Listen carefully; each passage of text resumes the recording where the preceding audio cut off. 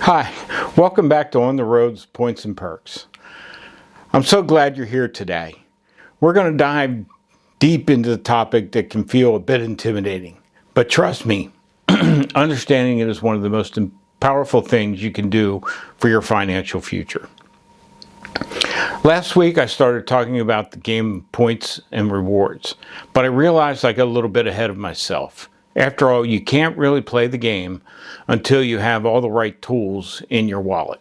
So before we go any further, let's talk about the one thing that truly opens the door to so many financial opportunities: your credit score.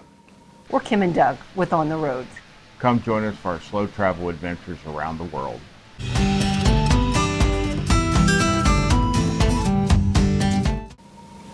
If you find this information interesting, helpful, or even just a little bit useful, please hit the like button. And for more content on smart money moves, travel tips, and all things credit card, make sure you hit the subscribe button so you don't miss a thing.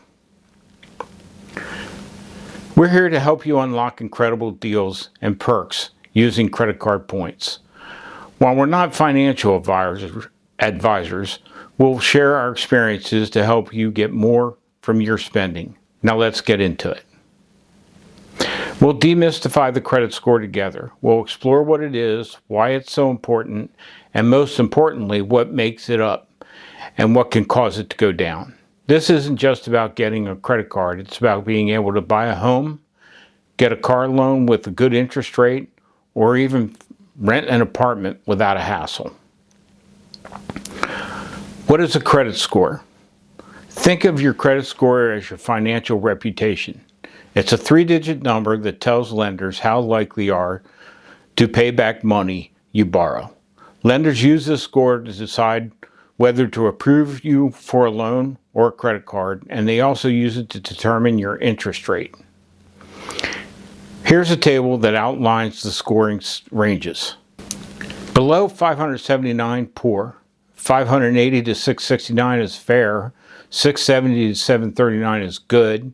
740 to 799 is very good. 800 to 850 is excellent, with 850 being your max. A high score means you're a lower risk, which can save you thousands of dollars over time. For example, I used to be in the 650 to 680 range, but by educating myself and taking the time to repair it, I'm now in the high 700s. You might have heard of different credit card scoring models, but the most well-known are the FICO and the Vantage score. They will use similar factors to calculate your score, but they weigh them a little differently. Here we're going to focus on the key pillars that all these models consider. The two largest and most important factors are payment history and your credit utilization. Together, these two things make up a whopping 65% of your FICO score. Payment history, approximately 35% of FICO. This is the most crucial part of your credit score. It's exactly what it sounds like: a record of whether you pay your bills on time. A history of timely payments shows lenders you're a reliable borrower. The simplest way to build a great payment history is to never be late. My number one tip for this is to set up an automatic payment from your bank account for at least the minimum amount due. This creates a safety net. You can still make an extra payment manually each month if you want to pay down your balance, but this ensures you'll never miss a due date. Just one payment that's 30 days late can have a significant negative impact on your score. The longer the payment is late, the more damage it can do. If you know you might be late, reach out to your credit card company or lender. Sometimes they can work a deal with you.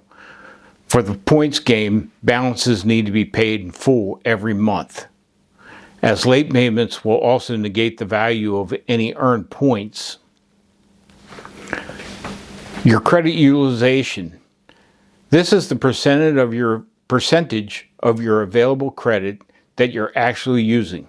For example, if you have a credit card with a $10,000 limit and you have $3,000 balance on it, your credit utilization is 30%.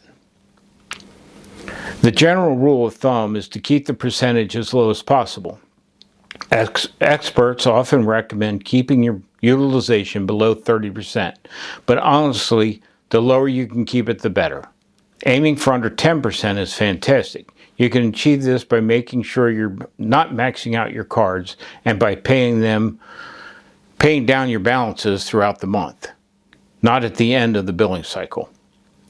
What to avoid? Carrying balances, especially if you're close to your credit limit. This makes you look like a risky borrower and can quickly lower your score. The length of your credit history, approximately 15% of your FICO. This factor considers how long your credit accounts have been open and active. It's a measure of your experience as a credit user. Unfortunately, there's no way to rush this one. It just takes time. For those just starting out, you can get a head start by working with your bank to get a secured credit card or a small secured loan. For those with a longer history, it's a good idea to keep your credit accounts open and in good standing, even if you don't use them much. What to avoid? Closing an older account can actually shorten your overall credit history and hurt your score. It can also raise your credit utilization by lowering your total available credit. Your credit mix. This refers to the different types of credit you have.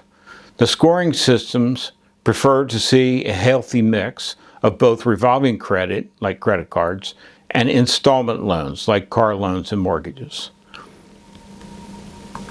As you get older and start making bigger purchases, you're likely naturally going to get this mix.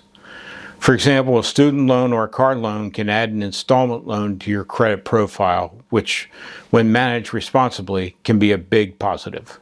Don't go out and get a bunch of different loans. Just try to boost your credit mix. This factor is a small piece of the pie, and it's far more important to only take on credit you actually need and can manage. New credit. This looks at how many new accounts you've opened recently and the number of hard inquiries on your credit report. Be thoughtful about when you apply for new credit. It's okay to apply for new card or loan, but try to space them out. Don't go out and open 15 card accounts in the first 3 months. Every time you apply for credit, it creates a hard inquiry on your report, which can cause a small dip in your score. Doing too many of these in a short period of time can make you look like a risky borrower.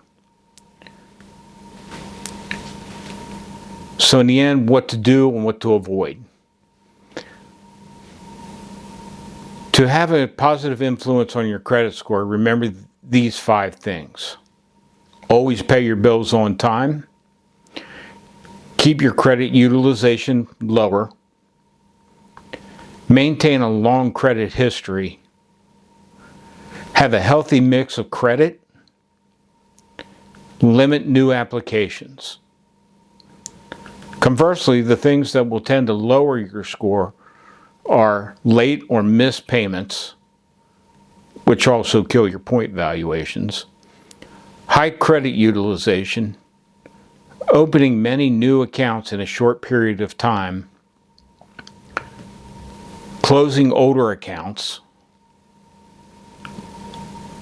negative events like foreclosures, bankruptcies, and accounts being sent to collections.